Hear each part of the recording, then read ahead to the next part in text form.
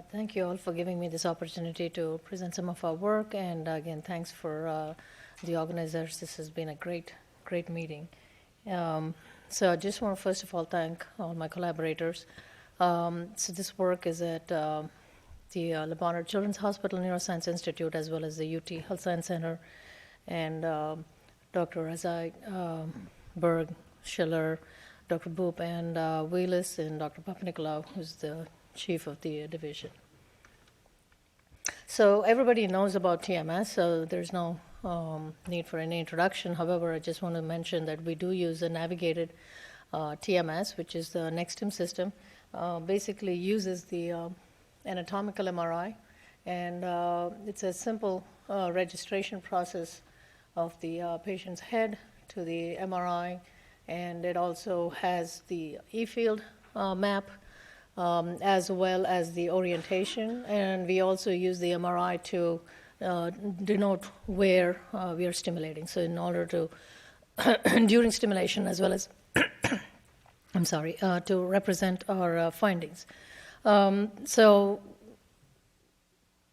this has been, I think, a big advantage in using it clinically. I do apologize for that. So the ease of use as well as the registration to the MRI have been two big advantages for translating use of TMS clinically. So in addition, we are also using MEG, magnetoencephalography, and I think everybody here is also pretty familiar with this technique.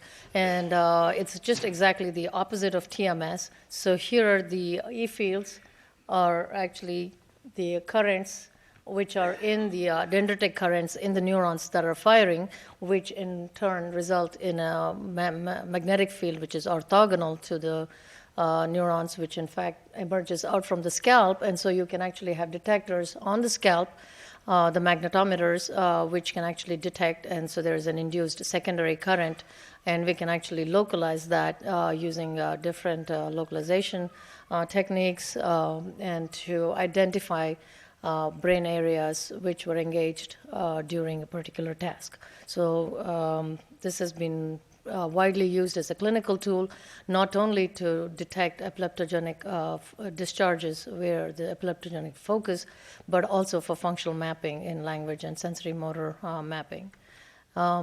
So language mapping in MEG has been widely, as I said, has been actually it's FDA approved for use for pre-surgical mapping. The nice thing about the mapping is it's a receptive mapping, and it can be actually done in awake patients as well as children or adults who are sedated.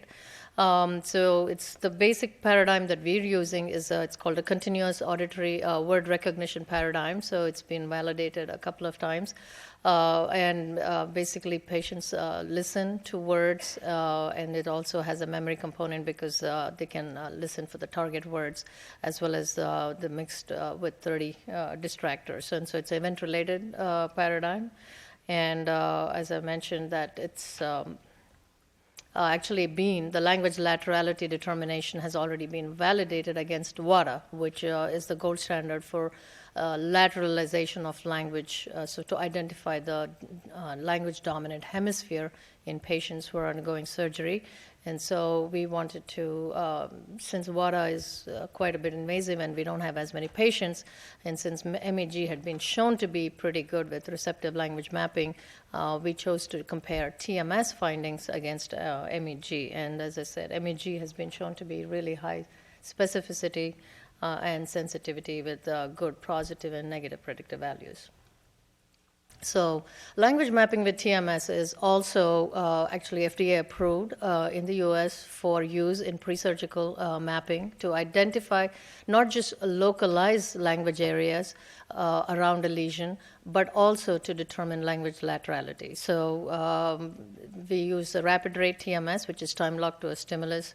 There are a couple of 0 to 200 millisecond delay, but there are usually 1,000 milliseconds of display, and with interstimulus intervals of 3 to 5 seconds.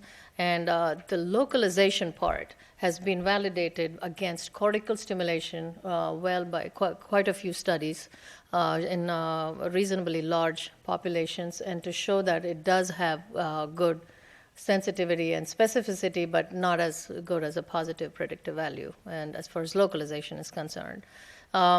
So for language mapping with TMS, these are the pretty much we can access all the lateral surfaces of the cortex, and I just wanted to give you an example in this one particular patient. So we can actually see each one of these locations is where we have applied TMS, and so we can pretty much cover the entire length of the temporal lobe as well as the inferior frontal gyrus. You cannot go towards the tip of the temporal lobe just because it's too close to the eye, and there's a lot of muscle stimulation, and it's not very comfortable. But we can get both hemispheres, and routinely we can administer 100 to 200 locations per hemisphere, so about 200 stimuli in patients, and they tolerate it pretty well. And it's usually done in about half an hour to 45 minutes. So I just wanted to give you an example of what the language mapping paradigm looks like. And I hope the audio works here.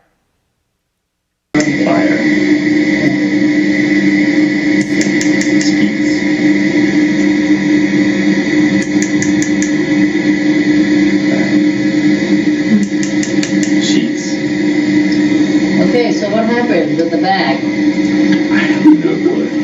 Okay. So that's a typical. So that's pretty much what happened. So it's they are seeing this on the monitor, and they're naming them, and you can see that clearly when he said the bag was on there, and he really had a long pause. The TMS had long stopped before he said bag. So again, when we asked him, most times their answer is, either I don't know why I couldn't say it, or I knew what it was, but I just couldn't get the words out.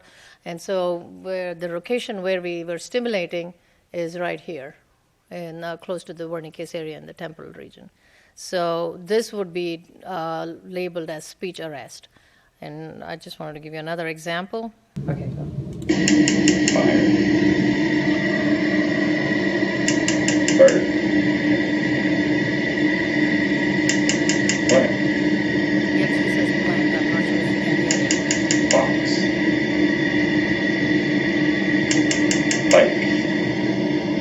So that would be recorded as a semantic error. So even though he saw a leaf, and he said he knew it was a leaf, but he just said plant.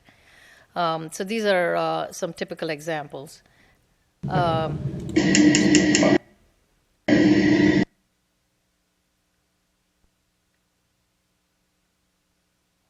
Do we go to the next? Okay. So in this particular study, we had 64 patients who either were diagnosed with epilepsy or brain tumor, 34 females.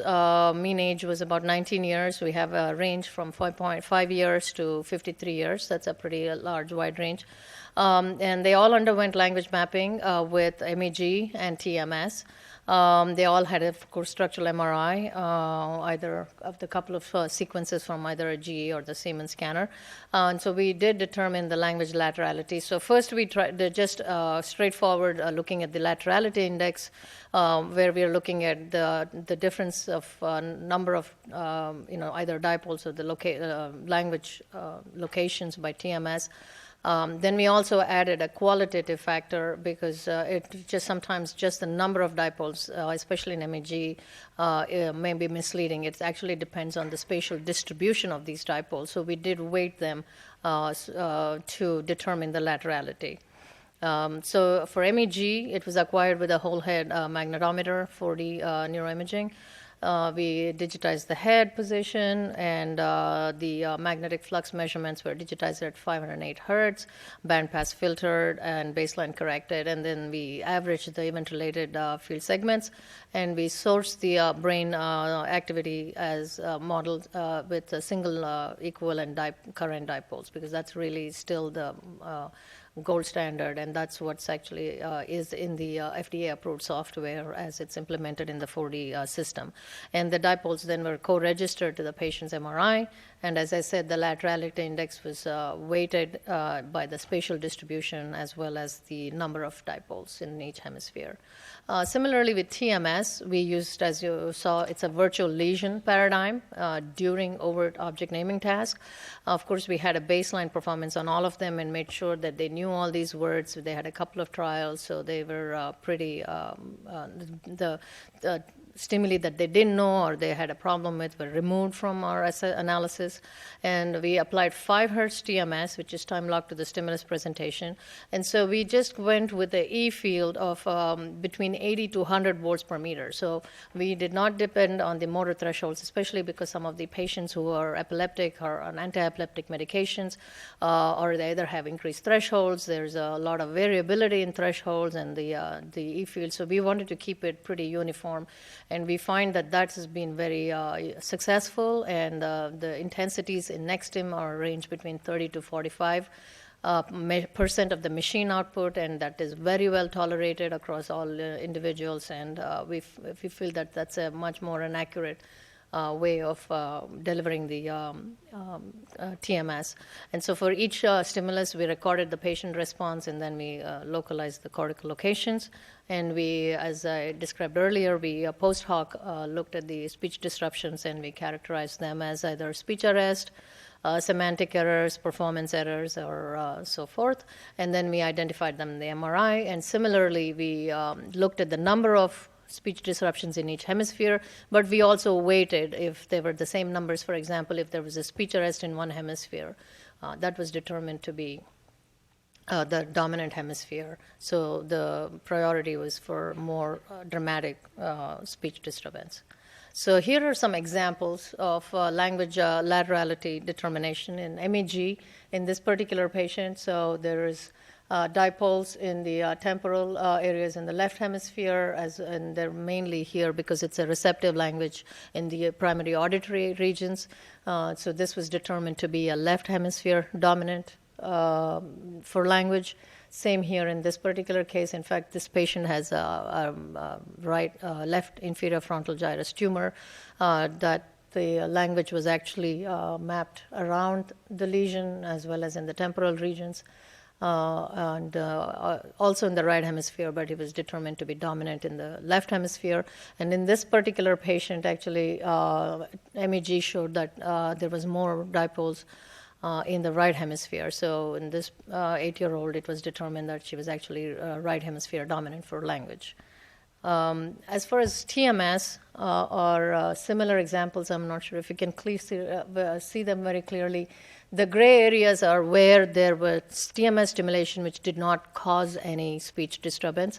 And the color codings are usually white being speech arrest, so it's just a heat map, to red being performance errors. And you can see that in this particular patient, there was TMS found to be around that lesion. In fact, surgery was deferred in this particular patient just because localization, that those locations were very close to the tumor. There is an example here of right hemisphere dominance as well, where you just see more regions of speech disturbance here in the right hemisphere. So these are some examples.